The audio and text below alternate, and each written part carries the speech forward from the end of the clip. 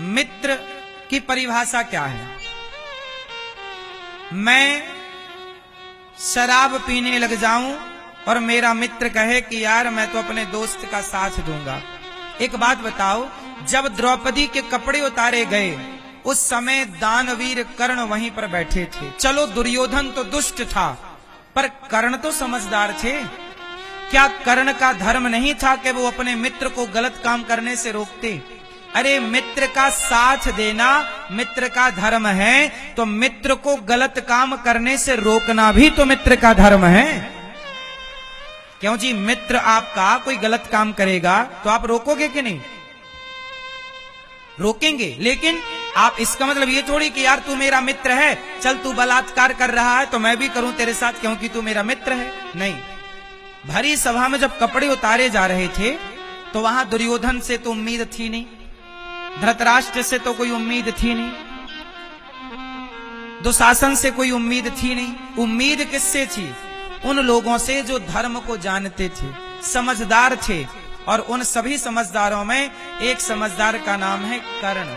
कर्ण बहुत योग्य हैं, बहुत समझदार हैं, लेकिन उन्होंने दुर्योधन का साथ दिया, उन्होंने द्रौपदी का साथ नहीं दिया। अच्छा बताओ, आपके सामने कोई बहन बेटी के कपड़े उतारे जा रहे हो और वो आपको मदद के लिए पुकार रही हो, तो आपको जाकर उसकी मदद करना धर्म है या नहीं? बोलो, आप जाओगे कि नहीं? सोचो आपके सामने किसी महिला के साथ ऐसा होता तो आप दौड़ जाते, ए भैया क्या कर रहे हो। लेकिन कर्ण क्यों नहीं दौड़े? चलो पितामह नहीं दौड़े, गुरु द्रोणाचार्य नहीं दौड़े, कृपाचार्य नहीं दौड़े, तो कर्ण भी तो नहीं दौड़े। कर्ण से भी तो वो कह रही है बचाओ, सबसे कह रही है बचाओ। तो आप भी तो राजा थे ना अंग देश के, और राजा का धर्म क्या था? क्या द्रौपदी को आपने इसलिए लुटने दिया कि वो आपकी प्रजा नहीं थी? भले आपकी प्रजा नहीं थी, पर थी तो एक नारी। आपको जाना चाहिए था, मित्र को डांटना, ए दुर्योधन ये क्या कर रहा है, ये नारी के कपड़े उतारना मित्र गलत है। यदि कर्ण ने विरोध कर दिया होता कि मित्र तुम गलत कर रहे हो, मैं तुम्हारा साथ नहीं दूंगा, पर कर्ण ने दुर्योधन का साथ क्यों दिया? क्योंकि दुर्योधन ने कर्ण को लॉलीपॉप दे रखा था। दुर्योधन ने कर्ण को क्या दे दिया? लॉलीपॉप। कौन सा लॉलीपॉप? अंग देश का राजा बना दिया। दुर्योधन ने कर्ण को क्या बना दिया भैया? अंग देश का राजा। एक बात बताएं साहब, किसी का उपकार मत लेना अपने माथे पर। कर्ण को सारी जिंदगी चुप रहना पड़ा, क्योंकि कर्ण के ऊपर दुर्योधन का एहसान है, उपकार है।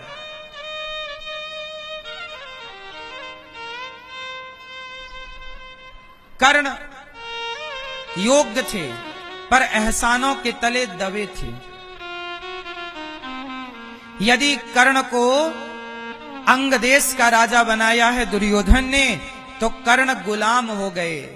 कर्ण बोले कि आपने तो मुझ पर बहुत बड़ा उपकार किया है, अब जो कहोगे वो करूंगा। तो कर्ण के ऊपर उपकार करके दुर्योधन ने कर्ण से गलत काम करवाए। कर्ण ने तो मित्रता निभाई, लेकिन दुर्योधन ने तो कर्ण का केवल उपयोग किया है। दुर्योधन ने कर्ण का क्या किया? केवल उपयोग।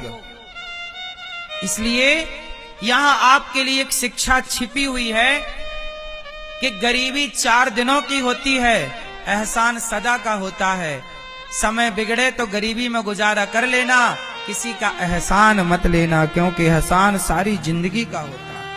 और आदमी अपने एहसानों के तले दबाकर फिर आपके साथ कुछ भी कराए, वो कुछ भी आपको करना पड़ता है। जैसे कर्ण को करना पड़ा, अंग देश का राजा बना दिया, फिर सारी जिंदगी कर्ण को नचाते रहे और कर्ण को नाचना पड़ा। एहसान नहीं।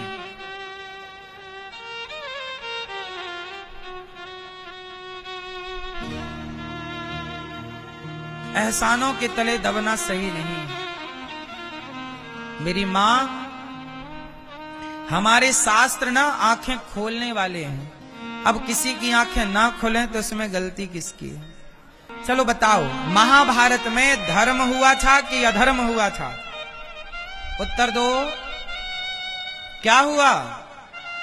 धर्म। सुनो, महाभारत में अधर्म भी हुआ है। कहां हुआ? किसकी तरफ से हुआ? कौरवों की तरफ से भी अधर्म हुआ और पांडवों की तरफ से भी अधर्म हुआ। किसने अधर्म कराया? अब ध्यान से सुनना पूरी बात। कहां अधर्म हुआ? सुनो, अधर्म की शुरुआत किसने की? पहले इस पे विचार करो। अधर्म की शुरुआत कहां से हुई? अभिमन्यु की मृत्यु से। जब अभिमन्यु को मारा गया, चक्रव्यूह बनाया गया गुरु द्रोणाचार्य के द्वारा। उस युद्ध का नियम था कि एक योद्धा से एक ही योद्धा युद्ध करेगा, लेकिन अभिमन्यु के साथ सात महारथियों ने, बल्कि 8 दिग्गजों ने युद्ध किया।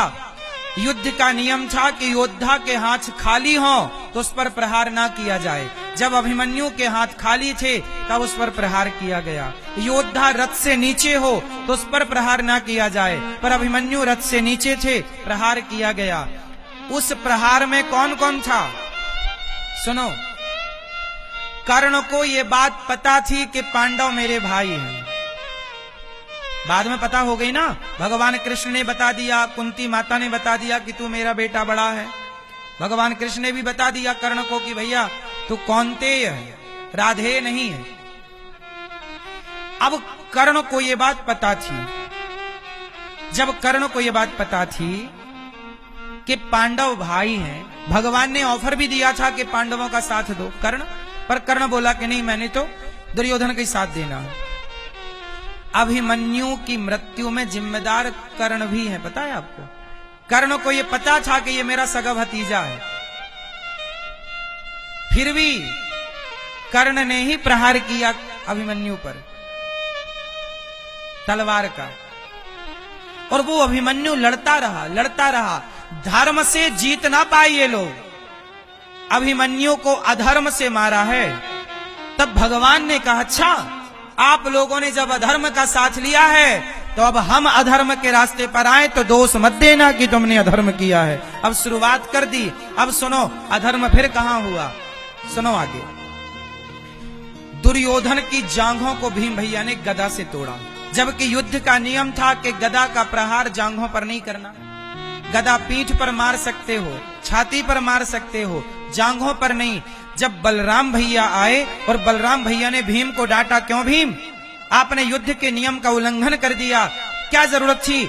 आपने जांघ पर गदा मारा, जांघ पर गदा मारना अधर्म है। तब बलराम जी को समझाया भगवान कृष्ण ने कि दाऊ भैया आप जाओ तीर्थ यात्रा पर, यहां ज्ञान मत दो। क्यों? ये भीम ने गलत किया है, दुर्योधन की जांघ पर गदा मारा है। तब भगवान श्री कृष्ण बोले, दाऊ भैया ये दुर्योधन वही है जिसने द्रौपदी को बोला आजा मेरी जांघ पर आकर बैठ जा। क्या दूसरे की स्त्री को अपनी जांघ पर बिठालना धर्म था? जब इसने धर्म का मुंह नहीं देखा तो इसकी मृत्यु के लिए धर्म का मुंह कौन देखेगा? भैया आप बताइए। यदि ये धर्मात्मा होता तो इसके लिए भी धर्म देखा जाता, पर ये तो धर्मात्मा नहीं है। तो सुनो, भगवान कृष्ण कहते हैं कि अधर्मी को अधर्म से मार देना ही धर्म है। अधर्मी को अधर्म से मार देना ही, जोर से, धर्म। अधर्मी को किससे मारे? अधर्म। इसलिए अधर्मी है तो राम जी ने बाली को छिपके मार दिया। राम जी ने बाली को छिपके क्यों मारा? ये सवाल खड़ा रहता ना। लोग पूछते हैं कि राम जी ने बाली को छिपके क्यों मारा? क्यों मारा छिपके? बताओ, राम जी ने बाली को छिपके क्यों मारा? क्योंकि बाली कैसा है? अधर्मी है। क्यों अधर्मी है? क्योंकि उसने सुग्रीव की पत्नी को अपनी पत्नी बना के रखा, जबकि अनुज बधू भगनी सुतनारी सुन सठ कन्या सम एचारी इन्हीं को दृष्टि विलोके जोई ताही वधे कछु पाप न होई। छोटे भाई की पत्नी आपकी पुत्री की तरह है। क्यों भैया बताओ? आपका जो छोटा भाई है, छोटे भाई की पत्नी क्या लगी आपकी? हैं? बेटी ही है वो। छोटा बड़ा भाई पिता समान होता है।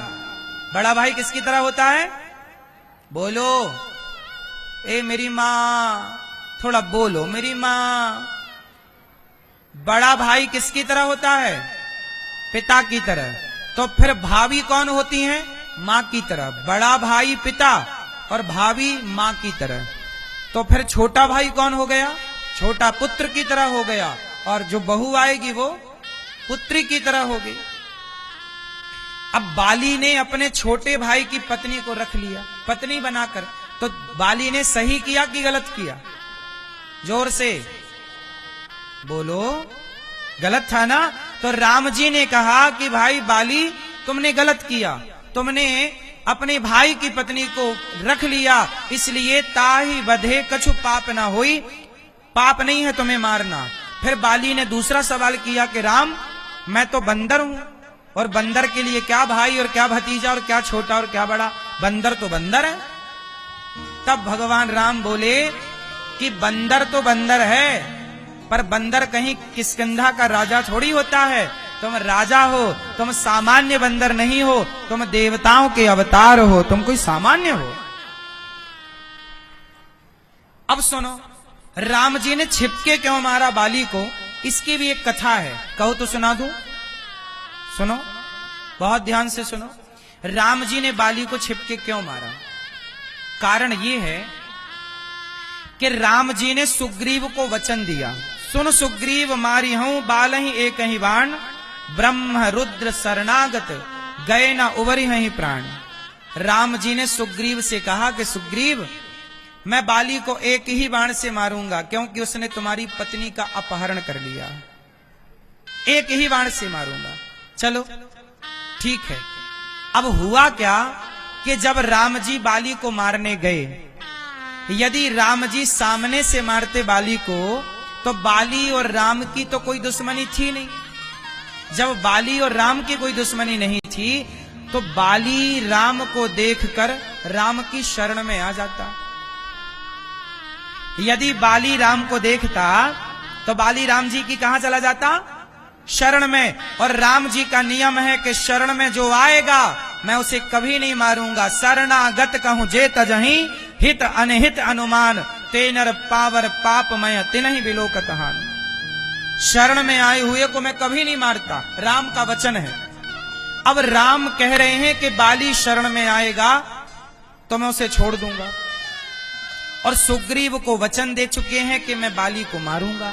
अब राम प्रतिज्ञा एक ही बार करते हैं, राम की प्रतिज्ञा 2 बार नहीं होती। अब राम फंस गए। राम क्या हो गए? बीच में फंस गए। क्या फंस गए? यदि बाली को नहीं मारते तो सुग्रीव क्या बोलेगा? अच्छा, आपने हमारे भाई को मित्र बना लिया और हमें धोखा दे दिया। यदि राम जी बाली को ना मारते तो सुग्रीव क्या कहता कि राम ने मेरे को धोखा दे दिया, बोला था मारूंगा, नहीं मारा। तो राम पर क्या आरोप लगता कि राम ने सुग्रीव को क्या दे दिया? धोखा। इसलिए भगवान राम मजबूर हो गए कि सामने से मारता हूं तो बाली शरण में आ जाएगा, नहीं मारता तो सुग्रीव मुझे धोखा देने का आरोप लगाएगा। इसलिए राम जी ने बोला क्या करूं? बोले छिपके मारूं, ओट में। छिपना मतलब पेड़ की ओट में खड़े होकर मारा। सवाल खड़ा हुआ, छिपके क्यों मारा? राम जी बोले अब मेरे ऊपर तो सवाल खड़े होंगे। अब राम जी पर 2 सवाल खड़े होंगे। एक सवाल ये खड़ा होगा कि राम जी ने छिपके क्यों मारा, जो कि आज तक खड़ा है। यदि छिपके ना मारते, सामने से मारते, तो सुनो, बाली राम की शरण में आता कि नहीं? क्योंकि बाली अपनी पत्नी तारा को कह चुका है, कह बाली सुन भीर प्रिय समदर्शी रघुनाथ, जो कदाच मुहि मारी हूं तो पुनि हूं सनात। तारा से कह चुका है बाली कि राम भगवान है, यदि वो मुझे दिख गए तो मैं शरण में चला जाऊंगा, वो मुझे क्यों मारेंगे, मेरी उनसे तो कोई दुश्मनी। अच्छा, बाली की राम से कोई दुश्मनी थी ही नहीं, तो राम बाली को क्यों मारेंगे? तो बाली तो कन्फर्म था कि राम मुझे नहीं मार सकते, लेकिन राम ने छिप करके मार दिया। और जब बाली को मारा, बाली सामने गिरा, तो राम जी पर आरोप लगा कि आपने छिपके क्यों मारा। अब मैं आप लोगों के सामने दो बातें रखता हूं, आप उत्तर दीजिएगा। राम पर एक आरोप ये लगा कि छिपके क्यों मारा।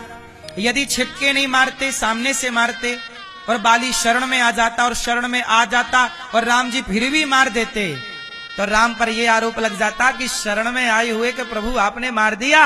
यदि राम शरण में आए हुए को मार देते तो फिर राम की शरण में जाता कौन। इसलिए राम मजबूर हो गए, क्योंकि सुग्रीव को वचन दे चुके थे कि बाली को एक बाण से मारूंगा। अब उस वचन की रक्षा करनी थी तो छिपके मारा। तो राम जी पर एक आरोप ये लगा कि छिपके क्यों मारा, और यदि सामने से मारते तो एक आरोप ये लगता कि आपने सुग्रीव को धोखा दे दिया। नहीं मारते तो सुग्रीव तो यही बोलता ना कि राम ने धोखा दे दिया, बोला था मारूंगा, नहीं मारे। तो अब बताइए, राम पर दो आरोप लगने तय हैं। एक ये कि छिपके क्यों मारा, एक आरोप ये कि धोखा दे दिया सुग्रीव को। बताओ कौन सा आरोप ज्यादा प्रभावित करता राम को। यदि राम सुग्रीव को धोखा देने वाला आरोप लेते तो आरोप ज्यादा हावी होता। राम पर यह आरोप लग जाता कि आपने तो भक्त को धोखा दे दिया।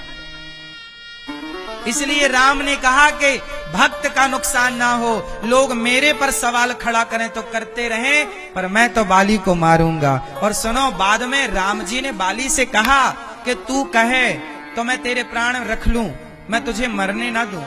तब बाली ने कहा कि प्रभु अब जी करके क्या करूंगा, जन्म जन्म मुनि जतन कराही, अंत राम कही आवत नाही।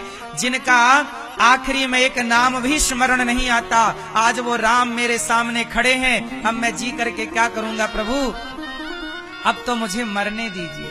तो राम ने कहा बाली तू कहे तो मैं कोई वरदान दे दूं। बोल क्या वरदान चाहता है। तब बाली बोला कि हे प्रभु अवनाथ करी करुणा विलोकहूं, देहु जो वर मांगहूं, जेहि योनि जन्महु कर्म बसतः, राम पद अनुरागहूं। अब तो आप ऐसी कृपा करो कि जिस योनि में मेरा जन्म हो, बस आपके चरणों की रज मुझे प्राप्त होती रहे, भक्ति प्राप्त होती रहे। राम जी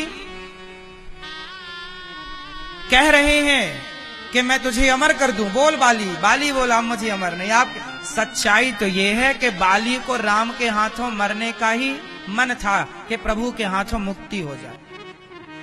लेकिन ये सवाल तो खड़े हो ही जाते हैं। सवाल खड़े इसलिए हो जाते हैं क्योंकि हम अपना होमवर्क पूरा नहीं करते, पढ़ाई पूरी नहीं करते, स्वाध्याय सत्संग पूरा नहीं करते, तो भगवान पर संदेह खड़ा हो जाता। जबकि ईश्वर संदेह का विषय नहीं है, ईश्वर श्रद्धा का विषय है। गीता में क्या लिखा है, संशयात्मा